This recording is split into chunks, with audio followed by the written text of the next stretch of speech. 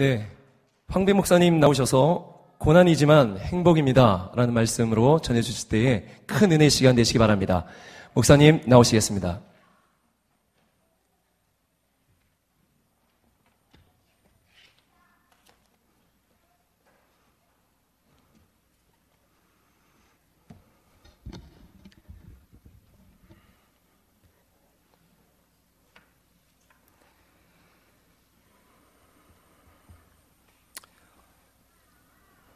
오늘 우리가 읽은 본문은 고난에 대한 이야기입니다.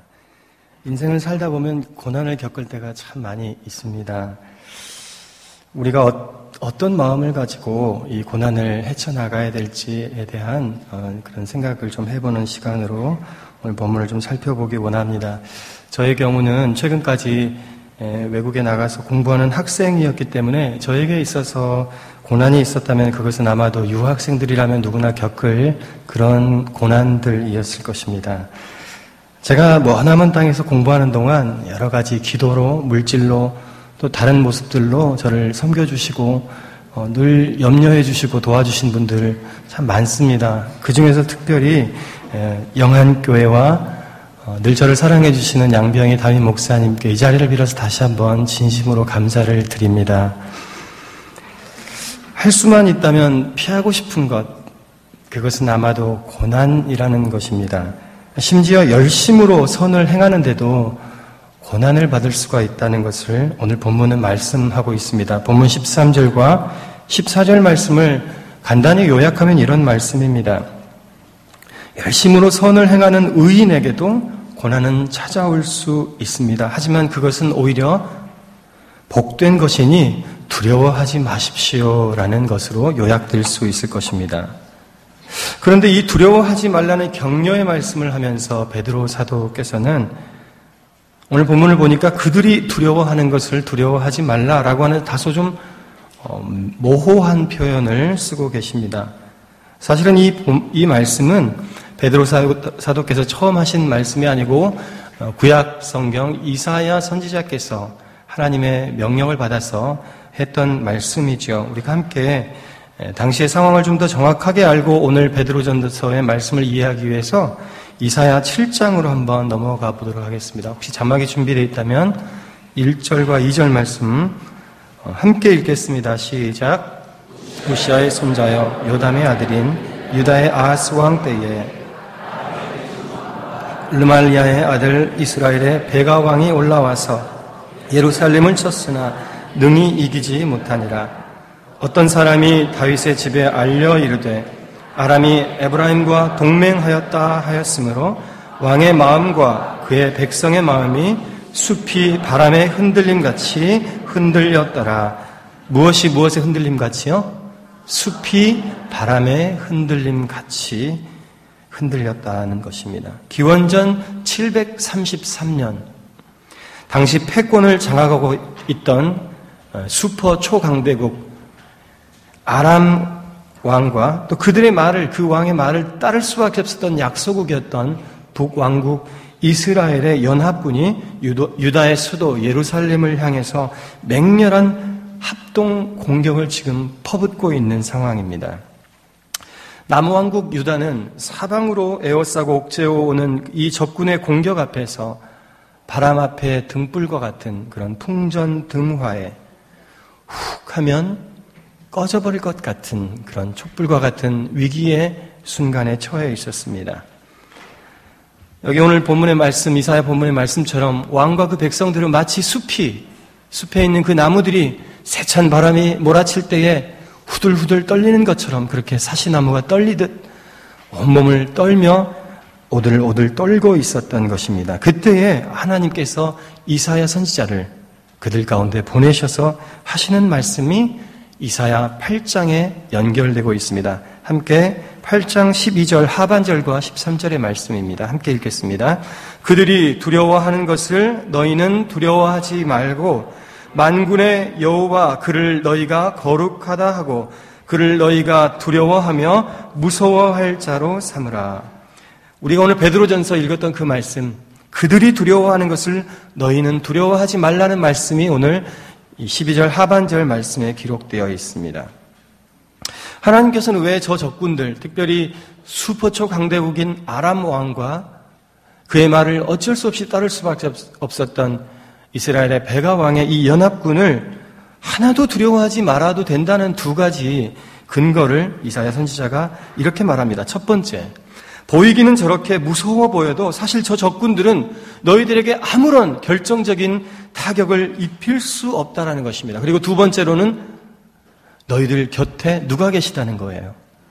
임마누엘 하나님께서, God with us, 임마누엘 그 하나님께서 우리와 함께 하심을 믿을 때에 우리가 두려워할 필요가 없다라는 것입니다. 먼저 좀 첫 번째 이유를 한번 보시면 이사야 7장 4절에 이렇게 기록합니다. 제가 읽어드리겠습니다.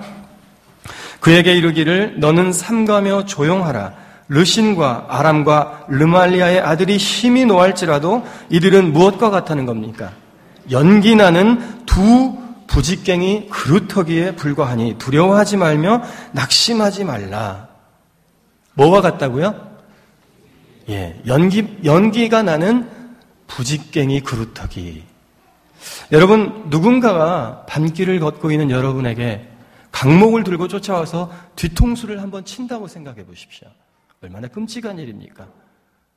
아마도 정말로 하나님 도우셨다면 죽음은 면할 수 있겠죠. 그러나 만약에 여러분 그 강목으로 여러분의 이 머리 부분을, 뒤통수 부분을 세차게 맞는다고 생각해 보십시오.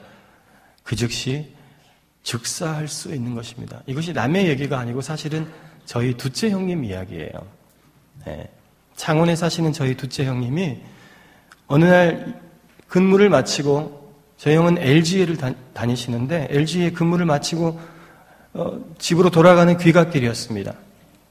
그런데 누군가가 뒤에서 기다리고 있다가 저희 둘째 형님을 강목으로 세차게 내리쳤어요. 그래서 정말로 하나님 도우셔서 살았습니다. 그러나 뇌를 다쳐가지고 굉장히 뇌수술을 하고 굉장히 어려움을 겪었던 그런 기억이 지금도 생생합니다.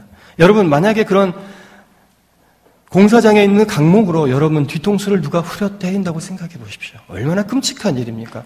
잘못하면 죽을 수도 있는 그런 위험한 타격이 여러분에게 입혀질 수 있을 것입니다.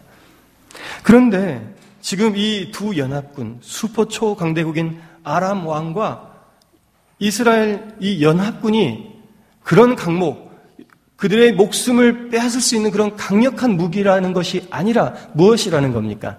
연기나는 두 부직갱이 구루터기와 같다라는 것입니다. 불에 타는, 그리고 연기가 나고 있는 강목, 그런 강목을 여러분 앞에 누가 와서 휘두른다고 생각해 보십시오. 얼마나 끔찍하고 무서운 일입니까? 그런데 한번 곰곰이 다시 생각해 보면 불에 타고 이제 거기서 연기가 날 정도면 이 나무 목재의 파워가 어떻게 되겠습니까? 상당히 약화되어 있습니다. 그래서 그 강목으로 비록 우리 눈에 보이기에는 불이 타고 있어서, 그리고 연기가 나고 있어서 우리를 굉장히 위협하고 우리를 두렵고, 아까 말한 것처럼 숲이 바람에 떠는 것처럼 우리를 두렵게 만들 수 있지만, 사실은 이 두 연합국의 파워는 하나님이 그들을 보호하고 있는 이 상황 속에서 아무런 힘을 발휘하지 못한다는 것입니다. 기껏해야 만약에 그 강목으로 여러분을 후려친다고 해도, 여러분의 옆구리를 후려친다든지 팔을 후려치면 어떻게 되겠습니까? 여러분의 살은 살짝 데이기는 할 것입니다. 불에 살짝 데이기는 하겠지만 그것은 여러분의 팔뚝이나 이런 곳에 부딪혀서 산산조각이 나면서 허공에 숯가루만 날리는 그런 정도밖에 여러분을 타격할 수 없다는 것입니다. 남왕국 유다를 향해서 지금 몰려오고 있는 저 연합국의, 그들을 옥죄어오고 있는 그 연합국의 파워가 우리들의 눈에는 보기엔 어떻다는 겁니까? 숲에 나무가 바들바들 떨듯이 무서운 것이지만 그것은 그들을 결코 어떤 결정적인 타격을 미칠 수 없는 그런 연약한 공격이라는 것을 말하고 있는 것입니다. 두 번째로 아까 제가 뭐라고 그랬습니까? 이 공격이 전혀 무서운 공격일 수 없는 이유는 하나님께서 그들과 함께 있기 때문입니다. 이사야 7장 14절 말씀 한번 보시죠. 이사야 7장 14절 말씀. 그러므로 주께서 친히 징조를 너희에게 주실 것이라. 보라, 처녀가 잉태하여 아들을 낳을 것이요 그의 이름을 임마누엘이라 하리라. 여러분, 굉장히 익숙한 본문이지요. 언제 많이 찾아서 읽어보게 되는 본문입니까? 성탄절날. 특별히 이 말씀이 마태복음에 다시 인용되고 있기 때문에 성탄절날 임마누엘로 우리에게 오신, 우리와 함께 하시기 위해서 저 하늘의 찬란한 보좌를 버리고 이 땅 이곳에 오신 진정한 우리와 함께 하시는 하나님, 성육하신 우리 아기 예수님의 탄생을 이야기할 때 오늘 이 이사야의 본문을 인용하면서 저희가 기념합니다. 성도님, 한번 생각해 보십시오. 여러분들이 이 유다 땅에 살고 있었다고 생각해 보십시오. 수포 초강대국, 그리고 형제처럼 믿었던 이스라엘의 왕이 남왕국 유다의 수도인 예루살렘을 향해서 포위를 해고 들어오고 있는데, 그래서 숲에 있는 나무처럼 바들바들 떨고 있는데 그들이 뭔가 잊어버리고 있었던 그것을 이렇게 깨우쳐주고 있는 이사야의 말씀을 듣고 있다고 생각해 보십시오. 두 가지죠. 다시 한번 기억합시다. 그들의 공격은 무엇과 같다고요? 그저 연기나는 두 그루터기, 부직갱이 그루터기와 같고, 그리고 유다 왕국과 함께하고 계시는 임마누엘 하나님이 함께하고 계시다는 것을 생각할 때 얼마나 그들에게 든든한 일이었겠습니까? 베드로 사도가 오늘 본문을 쓰면서 이사야 때, 즉 기원전 733년 때의 사건을 떠올리면서 이 이사야의 말씀을 인용하고 있는 것입니다. 오늘 본문 말씀에서 아까 우리가 다시 다 기억을 떠올려 보십시오. 그들이 두려워하는 것을 두려워하지 말라. 무슨 말일까요? 여러분, 아하스 왕이 이제 어떻게 하면 좋겠는가? 대신들을 다 대전에 모아놓고 토의를 하고 있었을 것입니다. 지금이라도 항복해야 된다. 아니다, 우리가 끝까지 결사항전해야 된다. 우리가 역사 시간에 많이 배웠던 그 주전파와 주화파가 서로 대립각을 세우면서 왕에게 충심을 다해서 지금 간언하고 있은 그런 상황이었을 것입니다. 그럴 때 지금 뒤에 대전문을 활짝 열고 이사야 선지자가 왕도 잊어버리고 있었고 신하들도 다 잊어버리고 있었던 바로 그 사실, 누가 우리 편이라는 거예요? 하나님이 우리 편이라는 사실, 그 사실만으로도 우리에게 얼마나 큰 위로가 되는지 모릅니다. 혹시 이 예배에 여러분들 고난의 깊은 짐을, 그런 부담감을 가지고 오신 분들이 있다면 저기 뒤에서 지금 이사야 선지자가 하나님의 이 말씀을 들고서, 그리고 다시 한번 베드로 사도가 여러분들을 향해서 바로 이 말씀을, 황빈 목사가 아니고 바로 두 선지자와 사도가 하나님의 말씀을 들고 왔다고 생각해 보십시오. 까맣게 잊어버리고 있었는데 누가 우리 편입니까? 하나님이 우리 편이라는 거예요. 아멘. 오늘 본문 말씀, 이 베드로전서 말씀을 통해서 왜 베드로 사도가, 생각해 보십시오. 당시의 초대교회 예수님을 주와 그리스도로 고백하고 그들의 믿음을 지키기 위해서 기꺼이 목숨을 걸어야만 했던 이 초대교회 성도들이 불과 같은 그런 시험 속에서 고통 가운데 그리고 고난 가운데 살아가고 있던 초대교회 성도들에게 베드로 사도가 왜 이사야의 말씀을 골라서 인용하고 있을까? 너무 신기하지 않습니까? 자, 오늘 제가 여러분과 함께 한 3가지 정도를 살펴보기 원합니다. 한번 따라해 보실까요? 고난은 과정입니다. 다시 한번 옆분에게 축복하면서 고난은 과정입니다. 우리 함께 오늘 본문 말씀 13절 말씀을 다시 한번 봉독하겠습니다. 시작. 또 너희가 열심으로 선을 행하면 누가 너희를 해하리요. 베드로 사도는 우리가 선을 행하면 아무런 어려움도 생기지 않을 거야 라고 말하지 않습니다. 또는 우리가 선을 행하면 우리에게 좋은 일만 찾아올 거야 이렇게 말씀하지도 않았습니다. 베드로 사도는 이렇게 말하고 있습니다. 선을 행하는 우리에게 그 누구도 해치 못해, 즉 죽음에 이르는 치명상을 입히지 못해. 고난이 있을 수는 있지만 최후의 승리는 우리 것이야. 이렇게 말씀하고 있다는 것입니다. 이사야의 예언을 생각하면서 지금 너희들에게 찾아온 그 고난은 무엇과 같다는 거예요? 연기나는 두 부직갱이 그루터기. 너희들을 겉으로 보여지는 모습으로는 너희들을 해칠 것만 같고 너무 두려운 그 대상이지만 그것이 사실은 너희에게 큰 해를 끼치지 못할 거야. 연기난 두 부직갱이 그루터기에 불과한 거야. 우리에게 다시 한번 상기시켜주고 있다는 것입니다. 오늘 베드로전서 3장 13절 말씀 바로 이 원리를 말씀하고 있는 것입니다. 바로 뒤에 따라오는 14절 말씀 보시면 그러나 의를 위하여 고난을 받으면 이라는 말씀으로 시작되는 것으로 보아서 우리가 선을 행할 때, 우리가 의롭게 살아갈 때 그러고 싶지 않지만, 그러기를 원치 않지만 무엇이 우리를 찾아온다는 겁니까? 고난이 우리를 찾아온다는 것입니다. 우리가 함께 베드로 사도가 어떤 맥락에서 이 말씀을 했는가를 보기 위해서 4장 12절 말씀 한번 보겠습니다. 베드로전서 4장 12절 말씀, 사랑하는 자들아 너희를 연단하려고 오는 불시험을 이상한 일 당하는 것 같이 이상히 여기지 말고.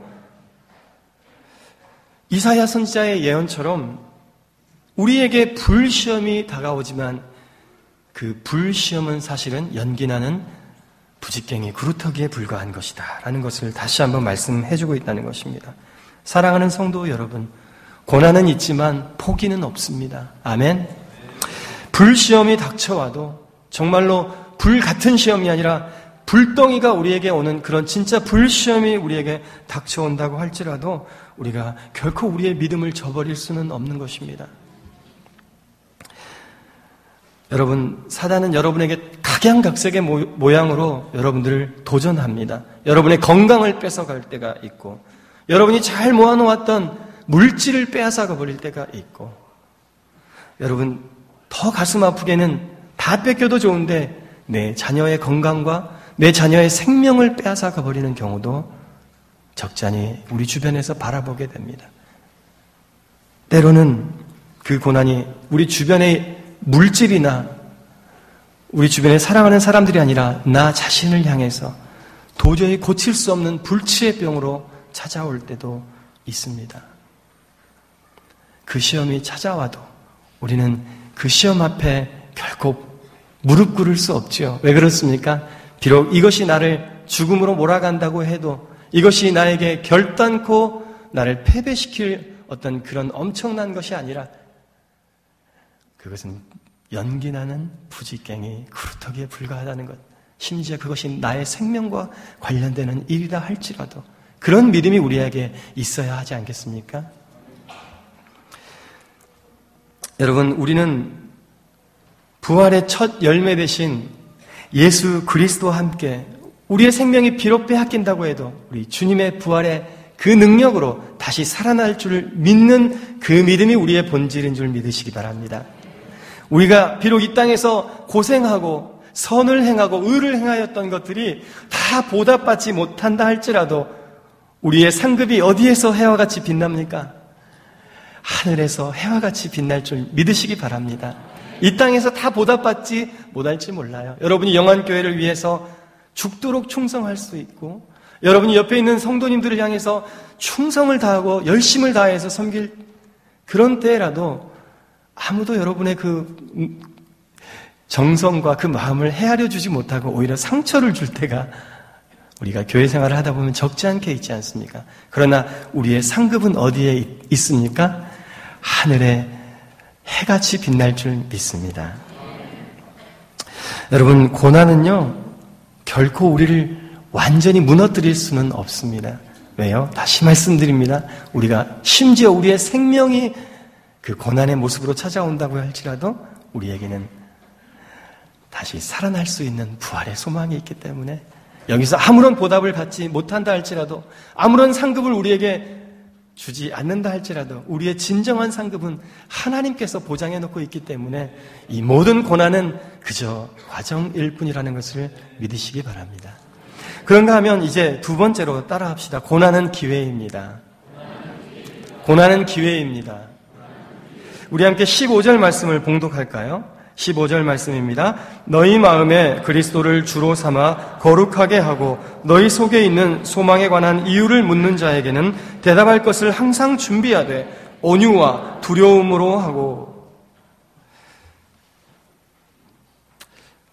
우리가 고난이 과정이라는 것만 알고 있어도 참으로 우리가 이 땅에서 승리할 수 있습니다. 그런데 더 중요한 것은 우리가 영적인 눈을 뜨고 우리 교회 이름처럼 영 안을 밝히 뜨고 있는 사람은 우리에게 고난이 닥쳐올 때 내 개인적인 문제야, 내가 이것을 잘 극복하면 돼, 고난은 그냥 지나가는 것이니까 잘 이겨낼 수 있을 거야, 그렇게 우리가 잘 이겨내는 것만으로도 참 수준 있는 성도지요. 그런데 거기서 한 단계 더 영적인 눈을 뜨고 있는 수준 있는 성도들은 고난은 기회라는 것을 압니다. 오늘 본문 말씀에 그렇게 말씀하고 있죠. 너희 속에 있는 소망에 관한 이유를 묻는 자들이 생겨날 것이라는 것입니다. 지금 이 말씀을 앞에 맥락 속에서 볼 때 불과 같은 시험이 닥쳐왔을 때 그것이 그저 과정일 뿐임을 믿고 담대하게 그 고난을 헤쳐나가는 사람들에게 분명히 그 주변에서 저 성도님, 저 아무개 씨 어떻게 저렇게 할 수 있지? 요즘 코미디언들 하는 것처럼 뭐지? 하는 거죠. 여러분 코미디언들 하는 거 보시는 분들은 무슨 말인지 알 거예요. 뭐지? 하는 분들 분명히 여러분이 고난을 받을 때 여러분의 그 고난 속에서 꿋꿋하게 여러분의 믿음을 저버리지 않고 승리하는 모습을 보고 분명히 그런 질문을 하시는 분들이 있다라는 것입니다. 베드로 사도가 초대교회 성도들을 향해 말하는 것을 조금 더 쉽게 풀어서 얘기해보면 이런 말입니다. 너희가 모진 그 불고난 속에서도 좌절하지 말고 끝까지 믿음을 지키면 너희 자신에게도 유익하지만 그 과정을 모두 곁에서 지켜보던 믿지 않는 너의 이웃들에게 유익이 있을 것이다. 이 말씀입니다. 왜냐하면 고난에도 굴하지 않는 우리의 모습을 바라보면서 그 사람들 속에 거룩한 질문들이 생겨난다는 것이죠. 여러분들 혹시 지금 고난 가운데 있습니까? 여러분 혹시 여러분 정말로 세상 친구들 같으면 에이 하면서 하나님을 저주하고 또는 자기의 믿음을 다 내려놓고 교회를 떠나버릴 수밖에 없는 그런 엄청난 일을 당하고 있는 그런 상황 속에서 그럼에도 불구하고 하나님을 향한 신뢰와 믿음을 저버리지 않고 여러분이 그 자리를 견고하게 서 있는 모습을 그 옆에 친구들이 본다면, 옆에 혹시 5단지 사시는 분들이라면 6단지에 또는 4단지에 사시는 여러분의 동료나 이웃들이 여러분의 모습을 보게 된다면 반드시 그들 가운데 거룩한 질문이 생겨난다는 것입니다. 저 사람을 지금 하나님을 저주하고 교회를 떠나버려도 시원찮을 저 상황 속에 있는 저 사람에게 저렇게 담대하게 그 고난의 과정을 승리하며 나아갈 수 있게 하는 그 저력이란 도대체 무엇일까? 과연 그 사람 안에는 어떤 것이 있을까? 라고 하는 그런 질문들이 생겨나게 된다는 것입니다. 여러분 혹시 여러분 자신이 아니라 할지라도 여러분 주변의 다른 사람들이 그런 하나님을 저주하고 차라리 교회를 떠나고 싶은 마음 간절할 만한 엄청난 환난과 고통 속에 있는 분이 있다면 그분들을 위해서 중보하시기 바랍니다. 왜 그렇습니까? 바로 그 사람의 고난을 통하여서 하나님이 또 하나의 열매를 기대하고 계신다는 것입니다. 하나의 밀알이 땅에 떨어지고 썩어지고 거기서 움이 돋아야만 새 생명이 돋아나는 것처럼 우리의 고난이라고 하는 씨앗이 땅에 심겨지고 그 안에서 썩어서 냄새가 날 정도로 부패되어질 때 그 안에 하나님께서 예비해 놓으신 새로운 생명이, 새로운 열매가 맺혀질 수 있다는 것입니다. 우리가 한 영혼 전도하는 것이 얼마나 어렵습니까? 저는 목사이지만 믿지 아니하는 사람들 예수님 믿으라고 말할 기회가 참으로 줄어들고 있습니다. 더구나 목회자이기 때문에 사회적으로 여러 가지로 입방아에 오르내리고 있는 것이 저희들과 같은 목회자인 것을 저희가 알기 때문에 오히려 더 목사님들이 전도하기가 어려운 시대가 돼버렸습니다. 장로님들은 어떻습니까? 집사님들은 어떠세요? 우리 성도님들은 어떠십니까? 예수님 믿으세요. 예수님 믿으면 참 좋습니다. 말하는 것이 쉬운 시대를 살고 계십니까? 결코 그렇지 않습니다. 너나 잘 믿어라. 너네는 교회 다니는 애들이 왜 그러니? 그런 말 안 들으면 참 다행이지요. 우리가 이럴 때에 한 영혼을 주님께로 인도할 수 있는 참 귀한 방법이 있다면 그것은 바로 우리 자신 또는 우리 주변에 있는 고난당하고 있는 사람들을 위해서 기도하고 그가 그 고난을 잘 이겨내서 그 고난이 씨앗이 되어서 그 고난의 과정을 다 지켜보고 있던 사람들이 과연 저 안에 무엇이 들어있길래 여기 우리 오늘 본문의 말씀처럼 그 안에 참 소망이 어떤 소망이길래 그 소망에 대해서 물어볼 수 있는 그런 시기가 반드시 온다는 것입니다. 그때 우리가 잘 준비되어서 우리 안에 있는 그 부활의 소망과 하늘나라의 상급의 그 소망을 담대하게 설명할 수 있을 때 믿지 않던 영혼들이 주님께로 돌아오는 회복의 역사가 일어날 줄 믿습니다. 자, 이제 세 번째를 말씀드리기 원합니다. 고난은 행복입니다. 함께 해볼까요? 고난은 행복입니다. 고난은 행복입니다. 정말로 영적으로 우리가 눈을 뜨면 고난은 과정이라는 것을 깨달을 뿐만 아니라 그리고 다른 한 영혼을 주님 품으로 데려오기 위한 소중한 기회라는 것을 깨달을 뿐만 아니라 고난은 결코 억지로 참아내고 우리 입을 꽉 물고 주먹을 움켜쥐고 그렇게 억지로 참아내는 것이 아니라 이 고난이 오히려 우리에게 복된 일이라는 것을 깨닫는 것까지 나아가는 것이 참으로 영한 그 영적인 눈이 띈 영안의 성도일 줄 믿습니다. 여러분, 오늘 본문 말씀을 보니까 14절 상반절에 이렇게 나와 있습니다. 제가 읽어드리겠습니다. 그러나 의를 위하여 고난을 받으면 복 있는 자니. 아멘. 여러분, 근데 이 말씀을 읽고 나니까 좀 많이 익숙한 표현이라는 생각 안 드세요? 어디서 많이 들어봤던 말씀이지요.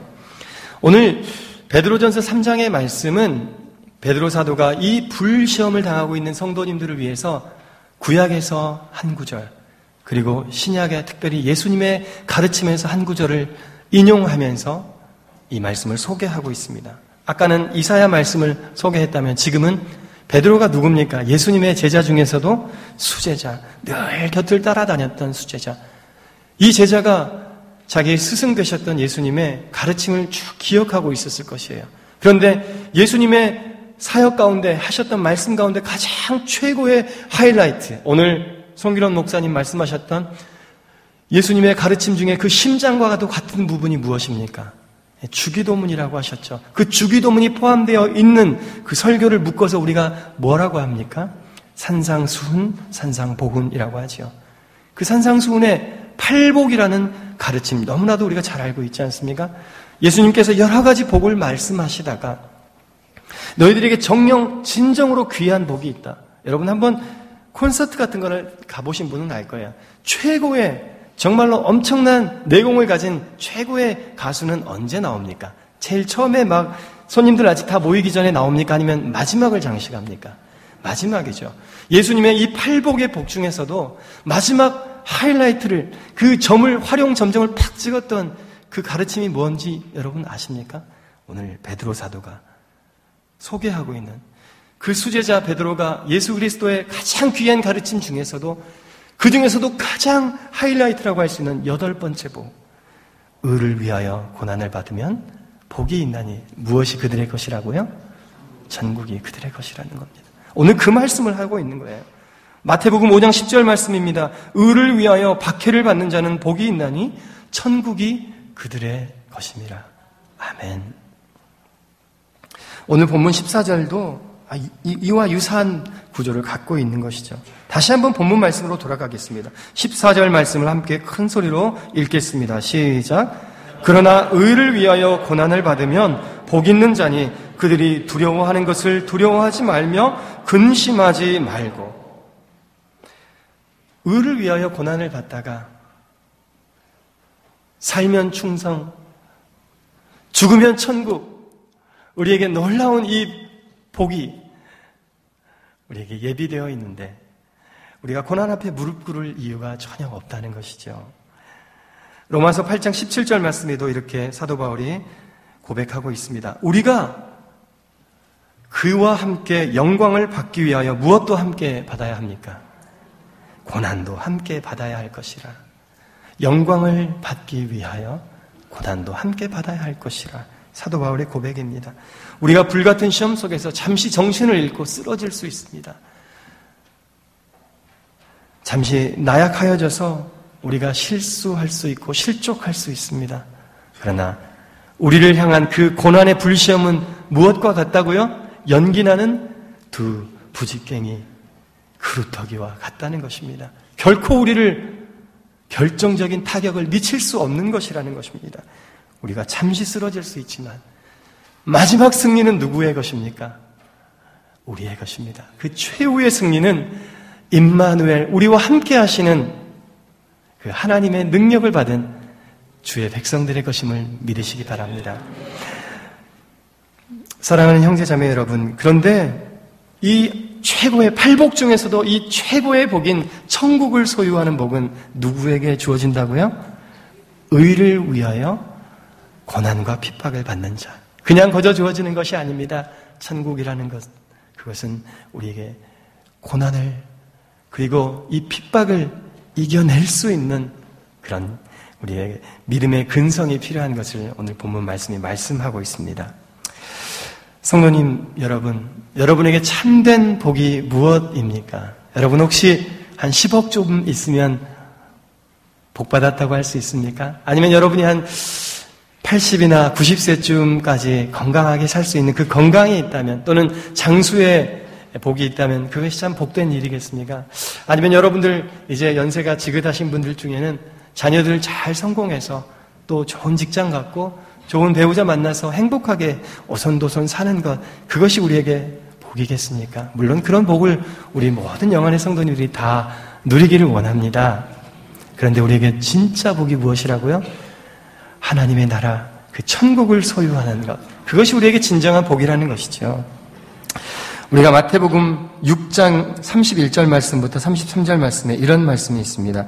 그러므로 염려하여 이르기를 무엇을 먹을까, 무엇을 마실까, 무엇을 입을까 하지 말라. 이는 다 이방인들이 구하는 것이라. 너희 하늘 아버지께서 이 모든 것이 너희에게 있어야 할 줄을 아시느니라. 그런즉 너희는 먼저 무엇을 구해요? 그의 나라와 그의 의를 구하라. 그리하면 이 모든 것을 너희에게 더하시리라. 아멘. 사랑하는 형제자매 여러분, 우리에게 무엇이 필요한지 우리 하나님 이미 알고 계신 줄 믿습니다. 그러니까 그런 것만 구하지 말고 이제 우리에게 더 귀한 것, 고난 속에서도 이 고난이 과정임을 알게 하는 믿음, 이 고난이 귀한, 한 영혼 살릴 수 있는 귀한 기회임을 믿는 그 믿음, 그리고 이 고난 그 자체가 천국을 소유할 수 있는 참 복되고 행복한 일이라는 것을 믿는 그 믿음이 우리에게 모두 있었으면 좋겠습니다. 말씀을 맺기 원합니다. 오늘 저는 여러분과 함께 베드로전서 3장 말씀을 통해서 의를 위해서 고난받는 상황 속에서 성도가 알아야 될 세 가지를 살펴보았습니다. 첫 번째 무엇이었습니까, 여러분? 고난은 과정입니다. 두 번째는 고난은 기회입니다. 세 번째는 고난은 행복입니다. 아멘. 여러분, 고난에 대한 이 세 가지 진리를 가장 잘 보여주신 분이 성경에 소개되어 있습니다. 그분이 누구실까요? 예수님이시죠. 여러분, 다 이미 제가 무슨 말 하기도 전에 다 알고 계세요. 예수님께서 이 고난은 과정이며 기회이며 행복인 것을 그의 삶을 통해서 보여주셨습니다. 한번 예를 들어볼까요? 마태복음 27장 46절 말씀입니다. 우리 주님께서 이렇게 고백하셨죠. 엘리 엘리 라마 사박다니, 나의 하나님 어찌하여 나를 버리셨나이까. 처절하게 외치셨지만 우리 주님께서는 이 십자가가 끝이라고 생각하지 않으셨습니다. 이 십자가 그 너머에 있는 그 영광의 부활, 그 영광의 부활을 바라보시면서 이 고난도 지나갈 것을 알고 계셨던 것을 우리가 잘 알고 있습니다. 그런가 하면 우리 주님께서는 십자가의 고난을 받으면서도 이제 숨이 곧 끊어지시기 바로 직전까지도 한 영혼 구하시는 일에 매진하셨습니다. 물론 한편 강도를 구하시는 놀라운 역사도 있었습니다. 그리고 또한 굉장히 중요한 한 인물이 있습니다. 여러분, 예수님의 그 순환을 우리가 이 사순절을 통해서 기억하고 있는데, 그 누구보다도, 이 인류에 존재하던 어떤 그 누구보다도 예수님의 순환을 가장 책임져야 하고, 그 예수님의 순환 당하심을 가장 가까운 곳에서 지켜보았던 사람이 한 명 있습니다. 그게 누구이실까요? 그것은 로마의 백부장이었습니다. 그렇죠? 그에게 군사들을 향하여서 채찍질로 휘두르도록 직접적인 명령을 하였고, 사람들이 조롱하며 뺨을 칠 때 바로 그 옆에서 있었던 백부장. 그런데 그가 어떤 고백을 합니까? 마태복음 27장 54절입니다. 이는 진실로 하나님의 아들이었도다. 이는 진실로 하나님의 아들이었도다. 백부장의 고백입니다. 누가요? 백부장. 예수님의 죽음에, 그 예수님의 고난당하심에 가장 책임을 져야 되고 가장 가까운 곳에서 예수님을 괴롭혔던 그 백부장이 예수님의 고난의 과정을 다 지켜보고 모든 일이 다 끝난 다음에 백부장이 그렇게 고백합니다. 저분은 하나님의 아들이었구나. 이 세상을 살면서 고난을 당할 때 그 고난이 우리에게 그저 온 것이 아니지요. 우리 예수님 그러셨던 것처럼 한 영혼 마지막 숨을 놓는 그 순간까지도 우리 주님은 그 고난의 과정을 통해서 한 영혼을 하나님께로 인도하셨던 것을 봅니다. 그런가 하면 우리 주님께서는 이 고난받음이 참 행복이셨습니다. 우리가 잘 아는 말씀인데 요한복음 5장 17절 말씀, 이런 말씀이 있습니다. 내 아버지께서 이제까지 일하시니 나도 일한다. 우리 주님은 이 세상에 공생의 사역을 하시면서 단 한 차례도 발쭉 뻗고 편하게 지내본 적이 없으셨습니다. 여우도 다 굴이 있지만 인자는 머리 둘 곳조차 없다고 고백하면서 내가 안식일에 쉬는 것이 마땅치 않다. 내 아버지 하나님께서 이때까지 일하시니 나도 일한다라고 하는 마지막 순간까지 고난의 삶을 처절하게 살아가면서도 단 한 차례도 쉬지 못하셨던 우리 주님. 그러나 그것이 결코 어거지로 하는 것이 아니라 아버지께서 나에게 맡겨주신 일인데 우리 아버지가 지금도 일하고 계시는데 내가 어떻게 쉴 수 있을까? 아버지 하나님께서 나를 이 땅에 보내서 아버지의 나라를 이 땅에 건설하라고, 이 땅에 하나님의 나라를 세우라고 보내셨는데 나는 아버지께 일하는 이 시간 나도 쉴 수 없고 나도 또한 일한다라고 하는 그 고난의 모든 시간과 아픔 속에서도 우리 주님 결코 쉬지 않고 그것을 기쁨으로 알고 아버지를 위해서 기꺼이 즐거움으로 내가 지금 이루려고 하는 이 모든 것들이 아버지의 나라를 위한 것임을 철저히 알았기 때문에 너무나도 기뻤던 것입니다. 여러분, 교회를 위해서 또는 한국 교회 전체를 위해서 무엇인가 기여하면서 큰 소리 칠 필요 하나도 없습니다. 우리 주님 모든 것 내어놓으시고 자기 목숨까지 내어놓으시면서도 끝까지 기쁨으로 하셨습니다. 어거지로 하신 것이 아니에요. 자기 자랑하려고 하신 것이 아니에요. 정말로 이것이 기뻤기 때문에 아버지의 나라가 이루어지는 것을 보는 것이 너무나도 즐거웠기 때문에 그 고난마저도 행복이고 그들의 주님께는 기쁨이었던 것을 우리가 기억하면 좋겠습니다. 오늘 이 시간 말씀을 다 마쳤습니다. 세 가지만 기억하십시오. 여러분에게 베드로 사도가 이 편지를 보내고 있는 초대교회 공동체가 당하고 있던 그 불시험과 같은 그런 불시험은 우리에게 지금 없습니다. 그러나 그와는 조금은 모양을 달리한 교묘한 전략으로 사탄은 우리에게 또 다른 시험을 걸어오고 있고 또 다른 고난이 우리에게 닥쳐오고 있습니다. 이때에 우리 초대교회 성도님들을 향하여서 베드로 사도가 말했던 것처럼 고난은 첫 번째 뭐라고요? 과정이라는 것. 두 번째는 이 고난이 우리에게 좋은 기회가 된다는 것. 그리고 마지막으로 고난은 우리에게 행복이라는 것, 어거지로 하는 것이 아니라는 것 기억하며 하나님의 나라에 크게 기여하시는 저와 모든 성도님들 되시기를 주님 이름으로 축복합니다. 기도하겠습니다. 사랑과 은혜가 풍성하신 아버지 하나님, 우리 가운데 고난의 폭풍우를 만나 고통당하고 있는 자들에게 하늘의 위로를 베풀어 주시옵소서. 이 시간 그들을 어루만져 주시옵소서. 그들의 필요를 채워 주시옵소서. 그들의 문제를 해결하여 주시옵소서. 아버지 하나님, 그러나 또한 그 고난 가운데 우리를 향한 아버지 하나님의 크고 비밀한 뜻이 있다는 것도 깨닫는 우리가 되게 하여 주시옵소서. 예수님 존귀하신 이름으로 기도하옵나이다. 아멘.